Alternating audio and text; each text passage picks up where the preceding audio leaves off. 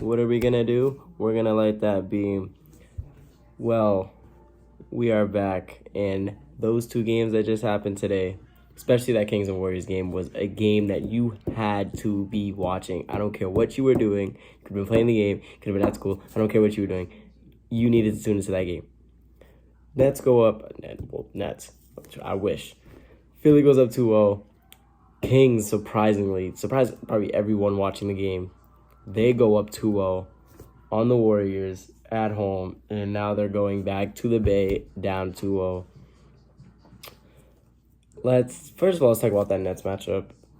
I thought the Nets had that in the bag. I thought the Nets had it. I think they got 22 out of Cam Johnson in the first half, 16, I think, in the first quarter. I thought they had that. I thought that was it. Once the game started, I thought that, and once the day started, I had Nets winning. I was like, Nets, I don't think they go down 2-0. I don't think that happens. Yeah, they don't have a star player that they could go to.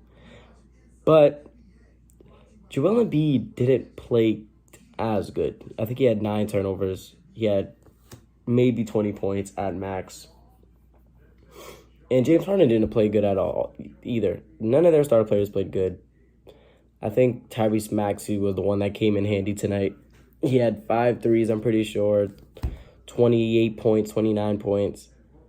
But what we saw with this Nets team was their ability in the first half, ability to hit shots, but that second half, they went cold. First half, their threes were on point. Cam Johnson, 22 first half points. Spencer Dinwiddie, I don't know what's going on with him, but he needs to play better. For them to win this series or even have a chance, he needs to play way, way better. He ended with 12, shooting terrible from the field. I remember one shot he hit straight off the glass.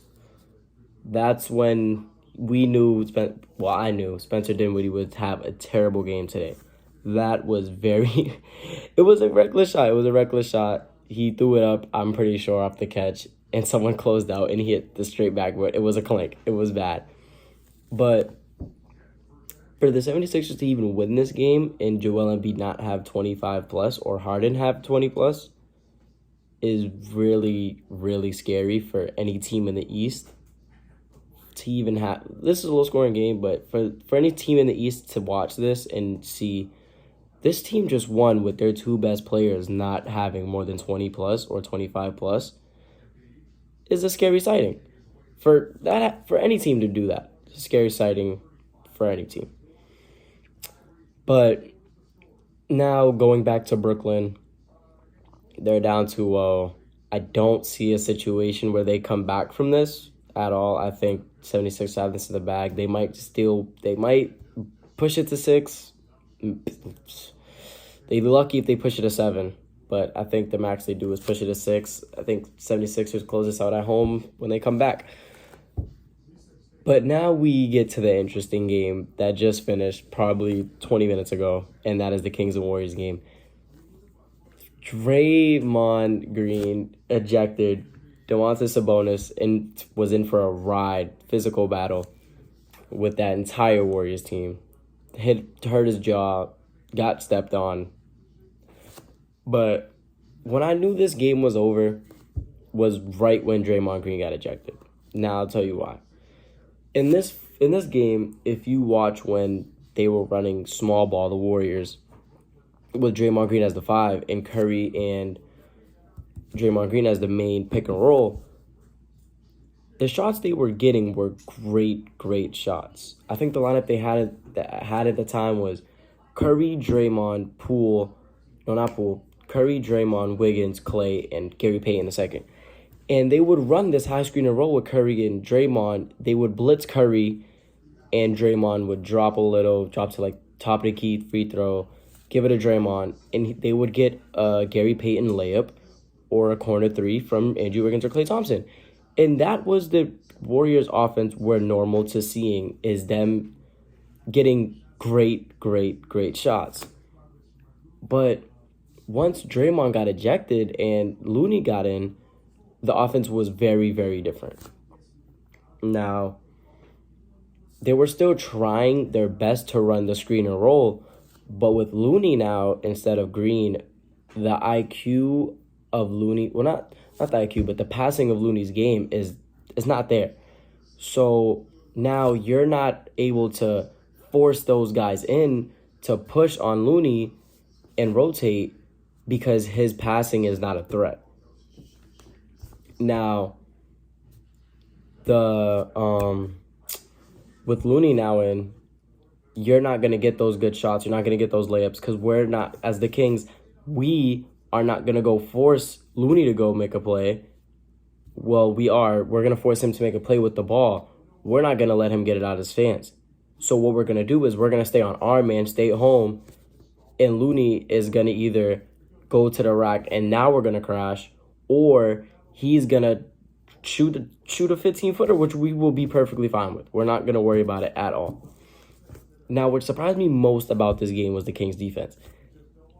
Now, last game was the Kings just beating you off of scoring. It wasn't great. It wasn't that good of a defense. It was the Kings basically just outscoring you and just playing better offensively. This game, they came out very, very differently. First of all, 9 turnovers in the first quarter. I don't know what Mike Brown said in the locker room before the game, but his speech was top 10 of the last 10 years. Like King Martin Luther King Jr. type of speech. For them to come out and have give them 9 turnovers, all their points that they first got in the game was straight off turnovers. They didn't score in the front. They didn't score in the half court. They scored straight off turnovers. So them 9 turnovers went straight into baskets, which, that shouldn't happen. When you're opening a game with 9 turnovers and half of those turnovers are getting into baskets, either layup, dunk, free throw, something, now you're just mentally out of it. Because we're looking at it and we're going, oh, well, they're doing all this. Maybe if we just tighten up on offense, maybe we'll get the lead. But with them doing this and the Kings still scoring in the half court, now you're sitting here like, this team is probably just better than us, and now we don't know what to do anymore. And also with Looney at the 5. The small ball is probably the best lineup for the Warriors to run.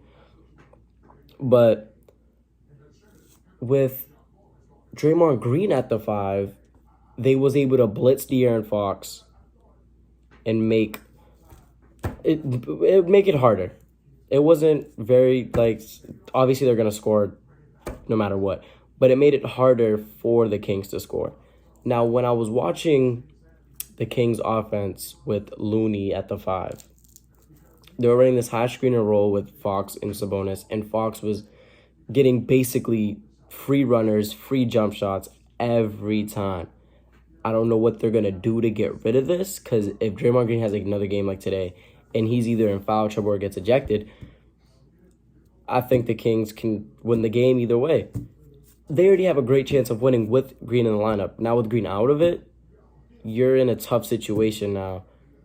And with that, now you're going to be probably looking at a 3-0 deficit or a 3-1 deficit. And one thing you don't want to do is get in that type of deficit, because now you have to climb back, and it's going to be way harder for the Warriors to climb back.